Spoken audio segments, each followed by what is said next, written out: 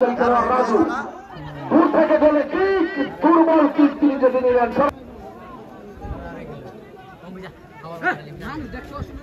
আদিবাসী football team তোমাকে আপনারা জানেন গত শনিবার তারা কিন্তু আব্দুল সালাম কিন্তু ফুটবল টুর্নামেন্টের গ্রুপ পর্বের শেষ ম্যাচে নাজমুল ঢুকে পড়েছেন, মাইনাস হতে পারে যে কিক তিনি নিলেন শেষ পর্যন্ত।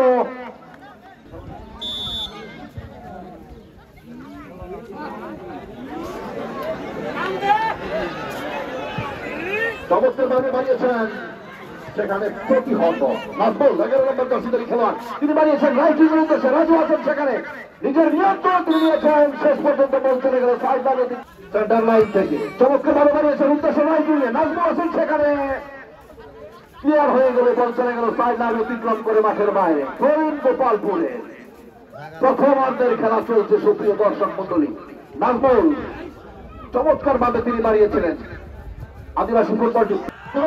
যে মাইনাস তিনি করলেন সেটি কিন্তু ডিফেন্ডারের গায়ে প্রতিহত হয়ে বল চলে গেল। বিপদ হলে তোমার মাইনাস হবে, যে ক্রসটি তিনি করলেন সেটি ক্লিয়ার হয়ে গেল। আবারও আদিবাসী টিম বাম প্রান্ত দিয়ে আক্রমণে দেওয়ার চেষ্টা, লেফট উইংয়ে আছে নাম্বার 2 কি করলেন হারিয়েছে চমৎকার ভাবে বাম প্রান্তে নাম্বার 10 নম্বর জার্সি নিয়ে তিনি খেলছেন, একজন খেলোয়াড় তিনি ছিলেন।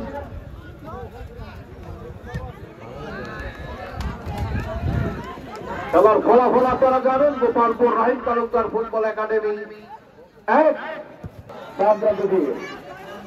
আদিবাসী স্পোর্টিং ক্লাব ডিফেন্ডিং করে গোলকিপার এসে কিছু করার সম্ভাবনা হওয়ার উপক্রমে ছিল।